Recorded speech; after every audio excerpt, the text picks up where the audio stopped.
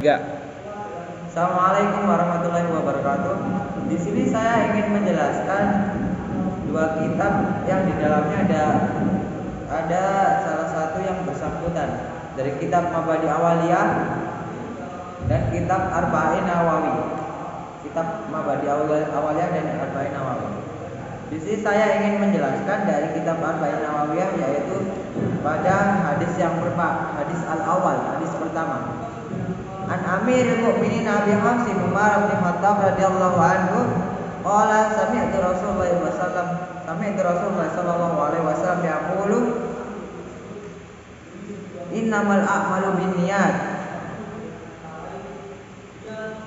wa innamal likulli imri'in ma nawa. Nah, yang artinya segala sesuatu ada niatnya. Nah, sebelum saya mengupas hadis ini, saya ingin memberi permisalan untuk sebuah misal. Ada perpustakaan.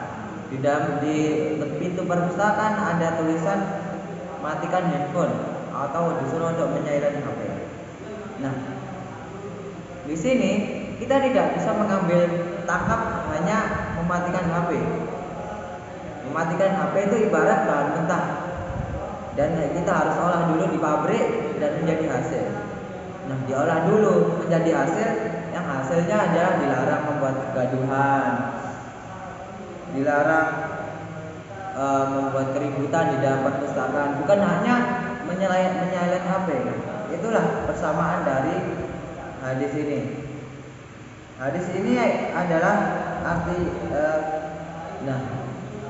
hasil dari hadis ini yang dimaksud adalah segala sesuatu yang dimaksud oleh sang pelaku. Di mana itu? Mari kita jelaskan.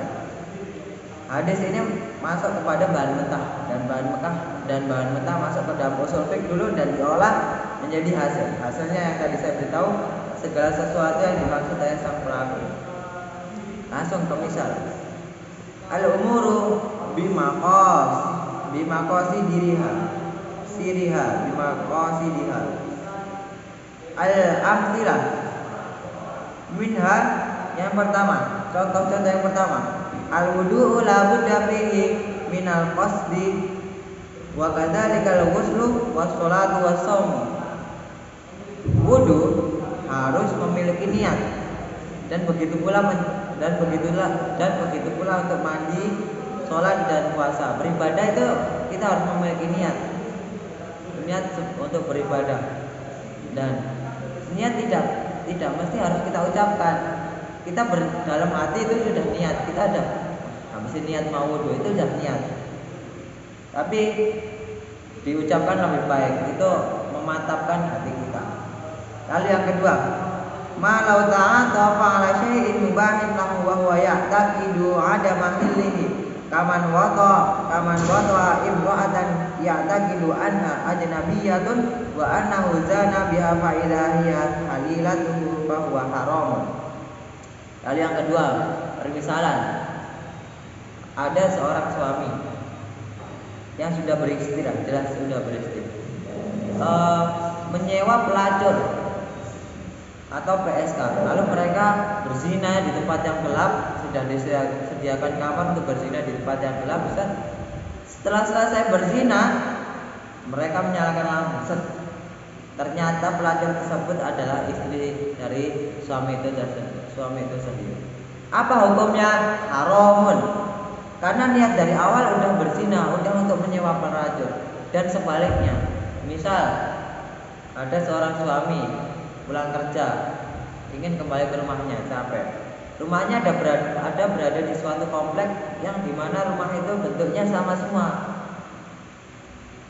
Kemudian mati lampu, tidak tahu rumahnya di mana. Akhirnya masuk rumah. Setelah masuk rumah, suami ini ingin berjima atau beribadah atau bersetubuh dengan istrinya.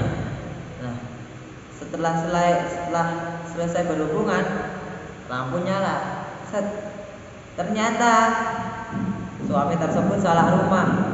Suami tersebut berhubungan dengan tetangganya, dan itu hukumnya halal karena sesuai niat pertama ada untuk berhubungan dengan istrinya yang merupakan ibadah. Kemudian al-aklu wasyurbu idza qasada bihimat taqawi ala ibadati fawa yusabu alaihi wa illa fala. Al-aklu asyurbu, makan dan minum jika kita niatnya untuk semangat dalam beribadah, semangat dalam belajar, maka itu hukumnya yusabu alaihi, berpahala, mendapat pahala karena niatnya untuk beribadah. Sedangkan jika kita makan atau minum hanya untuk menghilangkan rasa lapar, maka hukumnya berubah, tidak mendapat pahala dan tidak mendapat dosa. Lalu selanjutnya, man asarul inaba biqasdil khalliyah atau khamriyah. Seperti di video sebelumnya. Sekarang kita misalkan seperti anggur, kita memeras anggur. Lalu niat kita untuk mendiamkannya selama 2 tahun agar bisa menjadi cuka. Dan cuka hukumnya halal, maka itu halal. Namun jika kita niat memeras anggur untuk mendiamkan selama 2 minggu agar menjadi wine atau tua, maka hukumnya haram, karena tua sendiri haram. Nah, seperti yang kita tahu, air perasan anggur jika kita tinggalkan selama 2 minggu itu akan menjadi tua, dan jika kita tinggalkan selama 2 tahun itu akan menjadi cuka. Lanjut selanjutnya, al-hajru fawqa thalathati ayyamin fa innahu haramun in qasadal hajrat wa illa fala. Jika kita mendiamkan teman kita lebih dari 3 hari dan niat kita ada untuk mendiamkan karena berantem atau apalah, itu hukumnya haram atau berdosa. Dan jika kita niatnya untuk yang lain karena emang dia pendiam lah, karena emang dia wibu atau lain sebagainya, itu halal. Karena niat kita emang karena dia pendiam. Lalu selanjutnya yang terakhir, idza afadat da'inu malal madini biqasdil istifa'i aw as-sariqati fala yuqta fil awali wala yuqta fil tsani. Nah, jika misal kita memiliki teman itu mengutang kepada kita misal 500.000. Nah, habis itu teman kita itu tidak membayar, udah kita tagih nggak bayar. Habis itu kita tahu dia punya uang, tapi tetap aja nggak bayar. Dia punya uang 500.000, tapi tetap aja nggak bayar. Lalu kita mengambil uang tersebut dari dompetnya misalnya, kita ambil 500. Niat kita untuk mencuri, itu hukumnya haram atau halal, tangannya itu dipotong.